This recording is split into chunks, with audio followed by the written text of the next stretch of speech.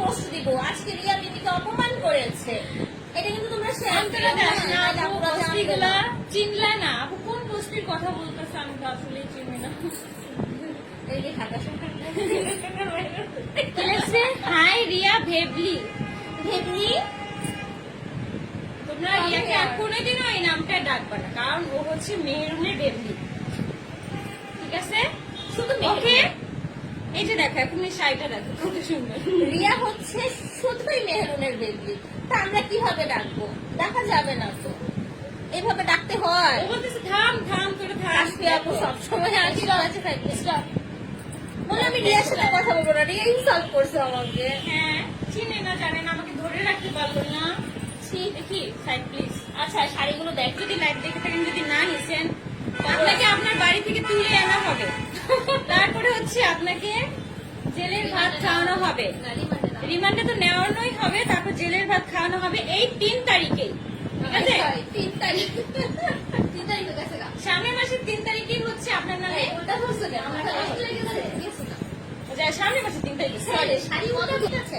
আপু শুনলাম তোমার পায়ে আবার কামড়া কামড়ি শুরু করছে। কি বলবো আপু, কুত্তারা অনেক কামড়ায় আমার পায়ে, বিড়ালও অনেক কামড়ায়। কুত্তা, বিড়াল, ছাগল, আজকে গরু কামড় দিছে আমাকে, জানো না? রাখালের বউ, রাখালের গার্লফ্রেন্ড হবে। হ্যাঁ, আজকে জানো না আমাকে গরু কামড় দিছে। এখন ভাবতাম কি মানে আগে কুকুরই কামড় দিত, এখন দেখি গরুও কামড় দেয়, মানে বললে কোনো তাও আবার।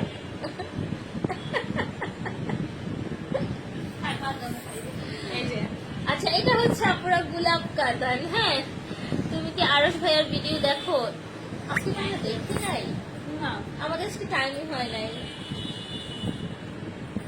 কোন আরশ?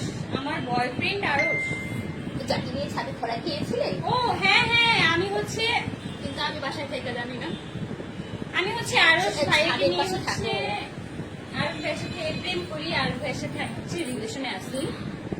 আচ্ছা, কারণ এটা অনেকেই নাকি বলতেছে আমি নাকি আরশের সাথে প্রেম করি।